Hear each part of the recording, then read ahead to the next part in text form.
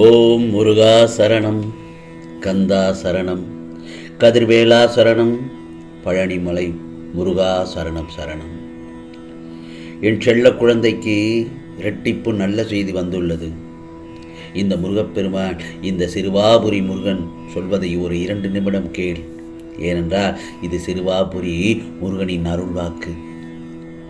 என் செல்ல பிள்ளையே, உனக்கு நல்ல காலம் வந்துவிட்டது. இன்னும் சிறிது நாட்கள் பொறுத்திரு. வெகு விரைவில் உன் பிரார்த்தனைகள் அனைத்தும் கண்டிப்பாக ஒவ்வொன்றாக நிறைவேறும். எனவே எப்போதும் நீ புத்துணர்ச்சியோடும் புது பொலிவோடும் என்மேல் அசைக்க முடியாத நம்பிக்கையோடும் இருக்க வேண்டும்.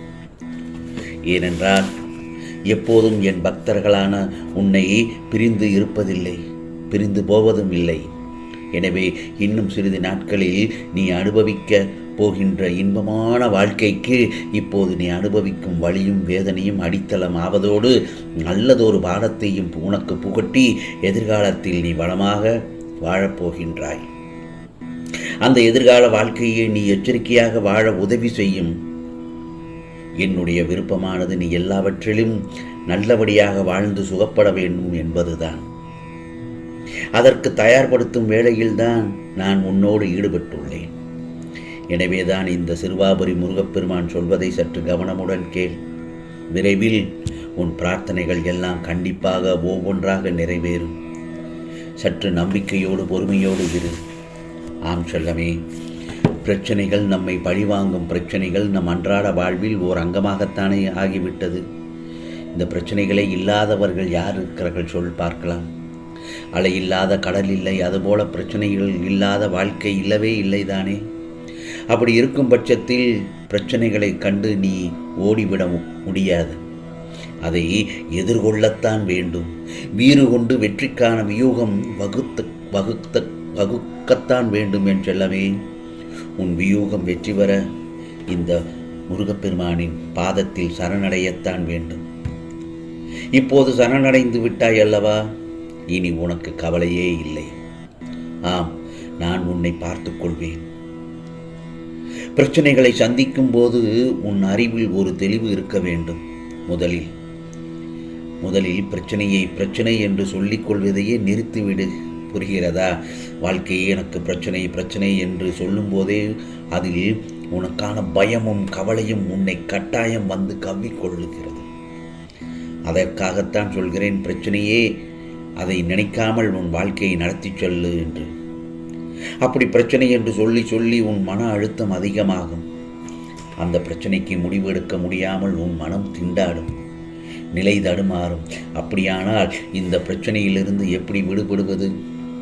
வழியே இல்லையா முருகா என்று என்னிடம் மன்றாடி அழுது புலம்பி கேட்டுக்கொண்டிருக்கிறாய். நிச்சயமாக பல வழிகள் உண்டு. நிச்சயம். எப்படி? முதலில் பிரச்சனை என்று சொல்லாதீர்கள். இது ஒரு சவால் என்று கூறு. பிரச்சனையே சவால் என்று உறுதிமொழியாக எடுத்துக்கூறு. இது ஒரு சவால் என்று உன் மனதில் எண்ணு. இது சவால்தானே, சந்தித்து பார்த்து விடலாம், மோதி பார்த்து விடலாம் என நினைக்கும் போதே உனக்குள் ஒரு துணிச்சல் தானாக வந்து வருகிறதல்லவா? அதுவே உனக்கு பாதி வெற்றியை கிடைத்தாகிவிட்டதல்லவா? ஆகவே இந்த முருகப்பெருமான் சொல்வது என்ன தெரியுமா? துணிவோடு போராடும் ஒருவரை இந்த முருகப்பெருமானுக்கு மிகவும் ரொம்ப பிடிக்கும். எனவே மீதி வெற்றியை நான் பரிசாக உனக்கு அடித்து கொடுத்து விடுவேன். அதுவே துணிவோடு போராடும் ஒருவனே என் செல்லப்பிள்ளை. அதனால் பிரச்சனை என்று எண்ணாமல் அதை ஒரு சவாலாக எடுத்து வெற்றி கொள் என் செல்லமே. ஆகவே எல்லோருடைய வாழ்க்கையும் ஒரு மெழுகுவர்த்தி போன்றதுதான். தூரத்தில் இருந்து பார்த்தால் ஒளி மட்டும்தான் தெரியும். அருகில் சென்று பார், அவர் உருகி கண்ணீர் வடிப்பது நன்றாக தெரியும். ஆகையால் உன்னுடைய வாழ்வில் நிகழ்வது எதுவானாலும் அதனை மனதார ஏற்றுக்கொள். ஏனென்றால் நீ கருவாகும் போதே நிகழ்வும் எல்லாமே தீர்மானிக்கப்பட்டு விட்டதுதான். உனக்கான நேரம் வரும் வரை பொறுமையாக இருப்பது நல்லது. தேங்கி கிடக்கும் குட்டையில் கல்லை எறிந்தால் அது கலங்கிவிடும். ஆனால் ஓடும் நதியில் கல்லை எறிந்தால் அது கலங்குவதில்லை. உனக்கு நதி போன்று இயங்கிக் கொண்டே இருந்தால் எந்த விதமான சோதனையும் உன்னை ஒன்றும் செய்துவிட முடியாது. இதோ உனக்கு வேண்டியதை மட்டுமே சிந்தித்து கொண்டு இரு. அப்போது வேண்டாதது தானாகவே விலகி நின்றுவிடும். வேண்டியதை கொடுப்பது உன்னுடைய எண்ணங்கள் மட்டும்தான். ஆக அன்னப்பறவை போல எண்ணத்தை தெளிவாக வைத்து இருந்தால் உனக்கான வெற்றி நிச்சயம். என் செல்லமே, வெற்றிக்கு மேல் நிச்சயமாக வெற்றி அடைவாய். அதே சமயத்தில் ஒவ்வொருவருடைய வாழ்க்கையிலும் முன்னேற்றத்திற்கான புதிய திட்டத்தில் முதல் அடி எடுத்து வைக்கும்போது சில எதிர்ப்புகள் வரக்கூடும், வரத்தான் செய்யும்.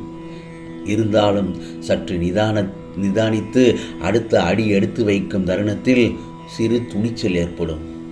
துணிவுடன் தொடர்ந்து ஒவ்வொரு அடி எடுத்து வைக்கும்போது அடையவிருக்கும் முன்னேற்றத்திற்கான தூரம் குறையும். கடந்து வந்த தூரம் நிறைவு பெற்ற பிறகு இதுதான் உனது முன்னேற்றத்திற்கான பாதை என்ற நம்பிக்கை பிறக்கும் என் செல்லமே. ஆகவே முன்னேற்ற பாதையில் கொஞ்சம் இறங்கித்தான் பார்ப்போமே. ஏனென்றால் வாழ்க்கை என்பது சவால்கள் நிறைந்தது. ஆகவே முன்னால் எடுத்து வைக்கும் ஒவ்வொரு அடிக்காகவும் உன்னை தன்னைத்தானே பாராட்டிக்கொள். இன்றைய சின்னஞ்சிறிய முயற்சிகள் தான் நாளை பெரிய வெற்றியை கொண்டு வந்து சேர்க்கும். ஆகவே நம்பிக்கையோடு முன்னோக்கி செல். உனது கனவுகள் உனது வருகைக்காக அவளுடன் காத்து கொண்டிருக்கின்றன. ஆகவே ஒவ்வொரு நாள் விடியும் ஒவ்வொரு நாட்களையும் உற்சாகத்தோடும் வரவேற்க பழகிக்கொண்டால் அன்றாட நாம் நன்றாக செயல்படுவதற்காக தேவையான சுறுசுறுப்பு தெம்பாக கிடைக்கும். உனக்கு ஏற்படும் தோல்விகளைக் கண்டு அஞ்சாமல் தொடர் முயற்சிகளில் ஈடுபடுபவர்கள்தான் வாழ்க்கையில் எளிதாக வெற்றி அடைகிறார்கள். பணத்தை பார்த்து பார்த்து செலவு செய்ய தெரிந்து கொள்வதின் கூடவே நிகழ்கால நேரத்தையும் நல்ல விதத்தில் உபயோகிக்க தெரிந்து கொள்பவர்கள் முன்னேற்றத்தை அடைகிறார்கள். உனக்கு வேண்டிய சக்தி வேறு எங்கும் இல்லை, உனக்குள்ளே தான் இருக்கிறது. அதை நீ முறையாக பயன்படுத்தும் அளவை பொறுத்தே உனக்கான முன்னேற்றம் ஏற்பட்டு கொண்டுதான் இருக்கும். உன்னால் முடியும் என்று நம்பினால் நிச்சயம் ஒவ்வொரு காரியமும் நீ நினைத்தபடி உனது எண்ணத்தின் அலைகளால் நிச்சயமாக நிறைவேறிவிடும். ஆகவே இந்த முருகப்பெருமான் தருவதற்கு நானும் பெறுவதற்கு நீயும் தயாராக இருக்கின்றாய். ஆனால் உன் நிலையற்ற மனது மட்டும் எனது அருளை நீ பெற்றுவிடக்கூடாது என அவ்வப்போது குழப்பத்தில் ஆழ்த்தி வருகிறது. மனதை அடக்கு, அதை ஒருநிலைப்படுத்து. முழுவதுமாக உன் மனதை என் மீது திருப்பு. உன் அனைத்து கவலைகளையும் எல்லாம் இந்த முருகப்பெருமான் சரி செய்து விடுவேன். நீ என்றுமே என்னுடைய செல்ல பிள்ளை.